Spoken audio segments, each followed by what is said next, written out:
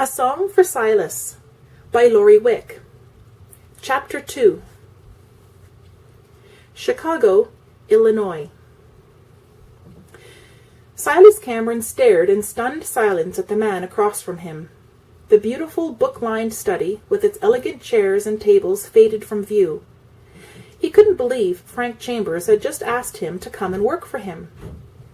"I can see you're surprised, Silas, but I can assure you the offer is genuine." The older man's voice was slightly amused.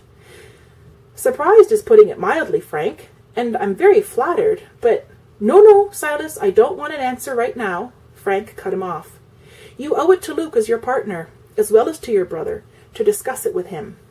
I also realize the thought of leaving Baxter has probably never occurred to you, so I want you to give it some time. Think on it. I'll tell you exactly what I have in mind, and after you go home, I'll wait a few weeks to deliver your horses. I'll get your answer after I get to Baxter." Frank then went on to explain the position in detail. Captivated, Silas listened closely. "I delivered your horses last year because I liked Luke immediately upon meeting him, as well as all he had to say about his home. But it is not normally my job. You can understand our operation here is too big for me to handle all the traveling." "You deliver all the horses you sell?" "Yes, we do. It has always been our policy. There have been a few times over the years when I have returned with the horses. No amount of money will make me leave my animals in a place where I feel they're going to be mistreated. I realize this is an unusual concept, but I've never been sorry, and my reputation has been all the healthier for it." There was no boasting in his tone as he stated these facts, just a certainty that he was doing the right thing. Considering the success of the Chambers stables, Silas couldn't help but agree. What I have in mind for you is to deliver to our special customers. You have a calm way about you, and can deliver our most valuable animals with the utmost care. Of this I'm sure. You would be traveling all over the United States and abroad, probably at least once a year." "Abroad? Like as in Europe?" "Right. As I say, it's not very often, about once a year, but the job needs someone with your skill." Frank talked on as Silas listened. He explained the other duties he had in mind, and when he named a salary, Silas had to work at keeping his mouth closed. Silas went to bed with visions of travel and money floating through his head. He did not sleep very well. As Silas expected, Frank brought the matter up again on the way to the train station the following morning. "There's one thing I want you to understand, Silas. The salary I named is completely above and beyond any travel expenses you may have. We, of course, pay train fares for both you and the horses, and any time you must stay the night, we'll cover that bill. Also, Silas, I'm not insensitive to the close bond in your family. Any time you're in the Baxter area with nothing urgent pressing here, you're more than welcome to stop and see them for a few days." Silas was aware that Frank was talking as if he'd already accepted the job. It made him uncomfortable, and he was glad when the train station came into sight. Frank's parting words as Silas stepped on the train were, "Think on it, Silas. I'll be up in a few weeks." Again, Silas had the impression Frank was already sure of the answer. As the train moved along at a steady pace, the restless night began to catch up to Silas. He settled in and was nearly asleep when a child's crying woke him. Across the aisle sat a woman with an infant and a toddler. The woman and the baby, in her arms, were fast asleep. The woman appeared to be literally limp with exhaustion. On the seat beside her was a little girl in a panic because she couldn't rouse her mother or fit into her already full lap. Silas moved to the edge of his seat and held out his arms.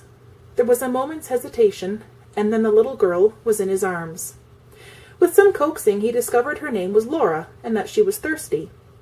When the tears were all dried and the thirst was quenched, Silas found her mother still sleeping, so he settled Laura in his lap. Playing first with his tie and then his beard, Laura entertained him for the next hour, all the time talking to him in not quite recognizable English. When he asked her age, 3 little fingers went proudly into the air. Laura's head had just dropped onto Silas's chest when her mother awoke. Silas would have liked to prevent the frantic look he saw in her eyes before spotting her daughter, but he didn't want to move and wake Laura. He assured her in a quiet voice that Laura was fine where she was, and after giving Silas a grateful smile, the young mother settled back in her seat to feed the baby. With all of the thoughts Frank Chambers had put into his head, Silas, strangely enough, found his thoughts turning to the child in his lap. Not specifically Laura, but children in general. Silas had 2 nieces and 3 nephews whom he adored, but lately it was not enough. He had begun to ache for a home of his own, with a wife and children to fill his heart and life. He even knew the exact place he would build his house. It wasn't far from Luke and Christine's, and the group of big oaks that stood on that spot would give a feeling of privacy to both homes. He and Luke had talked about it just last month. Luke had been all for it, as long as Silas didn't feel as though he and Christine no longer wanted him with them. Silas had assured him that was not the case. Now Silas's thoughts turned to Chicago and the job with Frank Chambers. It would save him the cost of building a home. Frank had a 2-bedroom cottage not far from the main house, and had said the rent would be part of Silas's salary. Silas shook his head as though trying to clear it, and Laura stirred. She sat up and spoke a few words to him before noticing her mother was awake. Silas's lap was deserted quickly, and he once again settled in for a nap. The remainder of the trip was uneventful, and Silas was relieved to step onto the platform in Baxter. Greetings from townsfolk enveloped him as he made his way to the livery. As planned, Luke had left a horse for him. Within a half hour of leaving the train station, Silas was headed to the ranch. As he rode through the familiar surroundings, Silas couldn't help asking himself, could I actually leave all this? Baxter was the only home Silas had ever known.